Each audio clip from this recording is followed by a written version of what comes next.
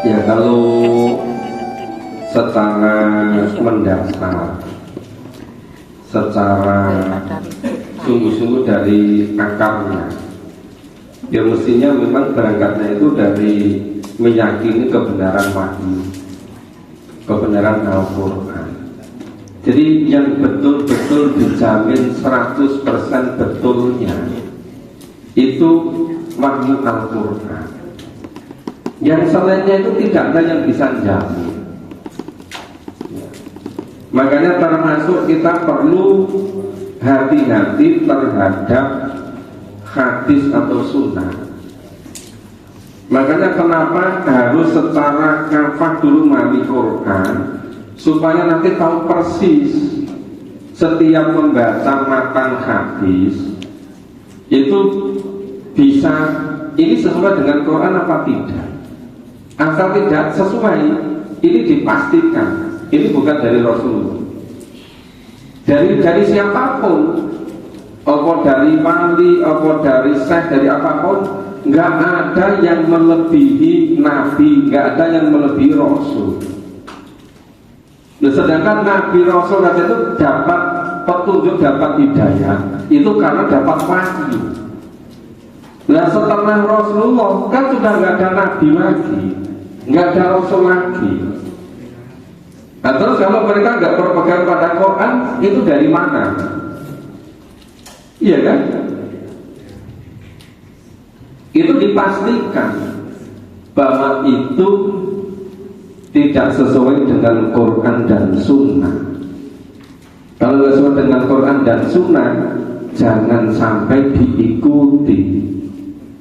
Hidup di dunia sangat sebentar, menentukan di alam akhirat yang tanpa batas selama-lamanya gitu. Itu harus betul-betul kita yakini, betul-betul kita sadari. Dari kehidupan yang sebentar ini menentukan di akhirat yang tanpa batas, yang selama-lamanya. Ya, kenapa banyak orang-orang pintar yang kena pengaruh dari pemikiran-pemikiran para orientalis, Islamofobia?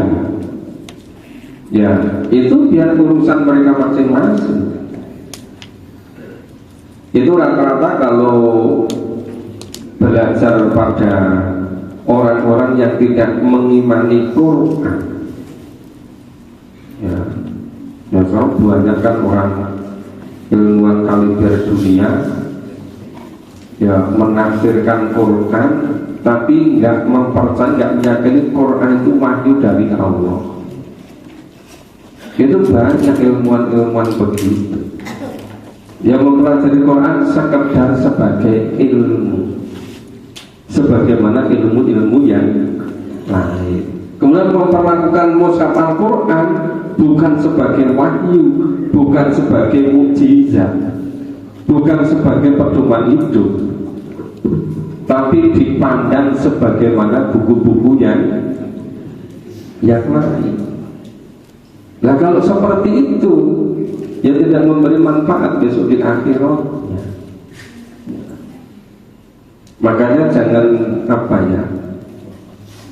jangan mudah kena pengaruh, jangan mudah ya mengikuti cara-cara beragama yang tidak ada sumbernya dari Quran dan Sunnah, walaupun mirip-mirip, walaupun banyak pengikutnya, walaupun didukung dengan ibaratnya dengan berbagai macam sarana, dengan media, dengan seakan-akan dipromosikan tanpa batas.